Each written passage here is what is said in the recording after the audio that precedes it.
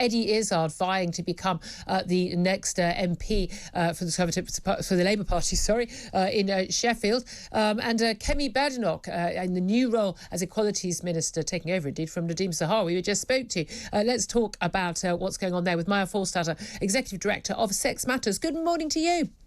Good morning, Julia. Thank you very much, Did I have to say, the appointment of Kemi Badenoch into the role, I'm going to keep holding, it's Badenoch, not Badenoch, I must remember this, into this role as Equalities Minister alongside international trade, has basically, it's thrilled all the right people and it's annoyed all the right people, hasn't it? Including the editor of Pink News. Yes, it really has. I mean, the thing with Kemi Badenoch is she understands that this is a women's rights issue and it's about child protection. You know, she's not approaching this as a culture war. No. She's approaching this seriously, and she's being attacked by Pink News, saying that she's anti-LGBTQIA+, and no one knows what they stand for. And so she came in storming in her first parliamentary questions, and called them out on defaming her on Twitter. I have to say, and now there's accusations back. This is from Chief Executive of Pink News, Benjamin Cohen. I've had some run-ins with him as well, accused me of being transphobic. Well, basically, Kemi Badenoch's been accused of it, J.K. Rowling, everybody, you're accused of it. We're all apparently transphobic just for stating things like men can't become women and women can't become men. Biological facts. That doesn't make you transphobic.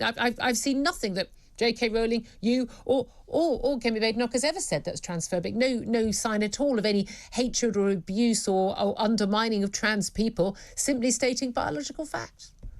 Right, and now she's shown that she won't be bullied.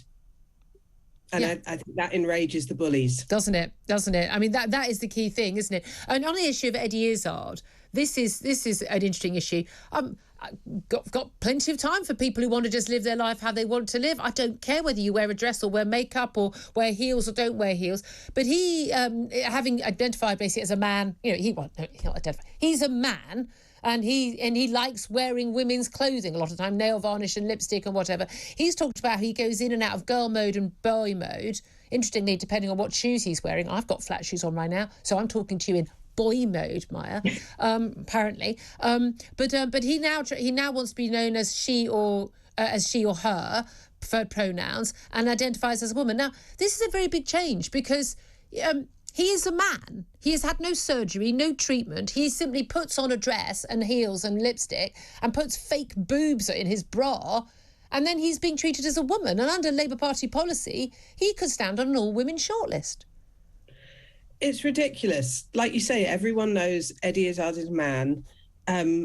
Saying that he's doing things in girl mode is insulting.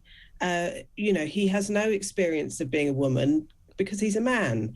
And I don't think any kind of surgery, hormones, clothing, makeup turn a man into a woman. But it's very obvious with Eddie Izzard that he isn't a woman. But, he has been using women's toilets since even before he said he was a woman, since, when he was honestly said he was a transvestite.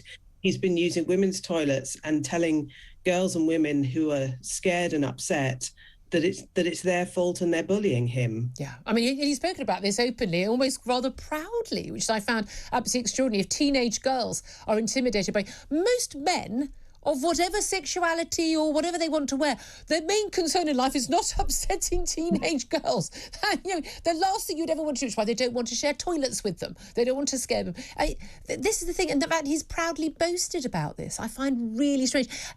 This is the thing. I'm sure you couldn't care and I couldn't care what he wears, but we do care when he claims to be something and the Labour Party leader, Keir Starmer, agrees that he can say he's a woman, or he's a woman on a Wednesday because he's wearing heels, but he's a man on a Tuesday because he's not. I mean, that's an insult. Being a woman is more than the height of your heel or your lipstick. Absolutely. It's an insult to say that women is a costume.